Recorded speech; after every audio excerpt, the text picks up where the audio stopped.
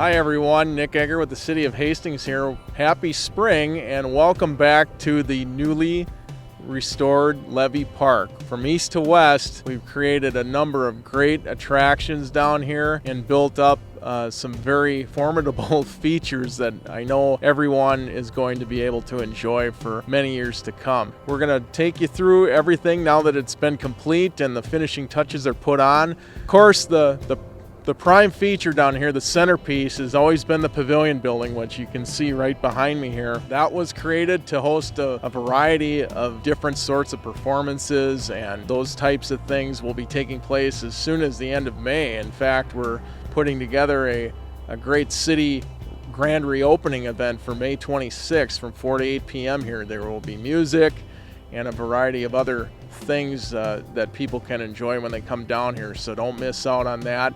Look for more about that event on the city's website.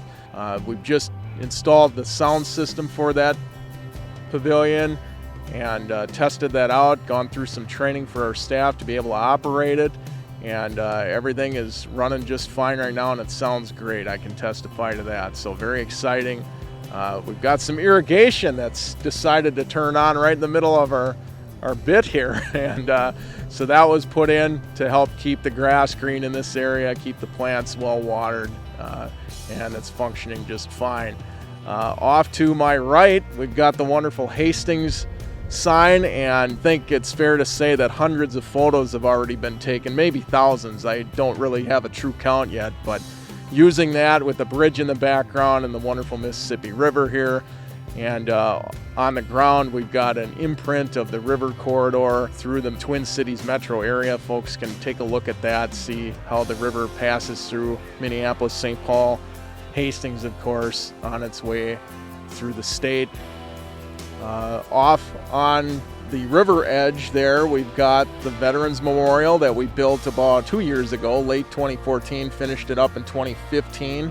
And just past that, we've got a renewed, rejuvenated overlook area that was created there. We had an area that we referred to as a snow dump overlook. It was kind of commonly known as, and we've taken that and turned it into a spot where folks can have a picnic or just take in the river. There's an interpretive sign there that talks a little bit about the history of the area as well.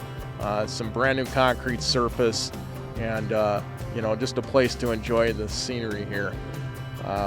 Past the pavilion and past the overlook, we've got our musical playground. I think we showed that to you last fall. Kids of all ages have been taking that in and making their own music. I brought my own children down here just this past weekend and they didn't want to leave. And then the last thing that we have over on the very eastern edge of the park is our labyrinth, as well as the fireplace and where we had the skating rink over this past winter. And then off to the west, if we go the other way, we've got our flood columns that we've renewed, made a new interpretation of that with some major flood events recorded in time and the level of the water, so that folks can realize how much of an impact the mighty Mississippi has on our town. And we've put in a new spot for the Spiral Bridge Monument that we previously had up in the parking lot just up at the top of the hill here. So that's right at the foot of the old pier that there is there for the Spiral Bridge Monument. Now that things are wrapping up here, I think everyone's excited to put this place to full use. We've got a lot of events planned for the venue over the summer, of course starting with that kickoff that I mentioned earlier. And we're moving into phase 3 of our construction program here in rejuvenating the downtown street areas. So we'll take you up there shortly and show a little bit of what's happened so far.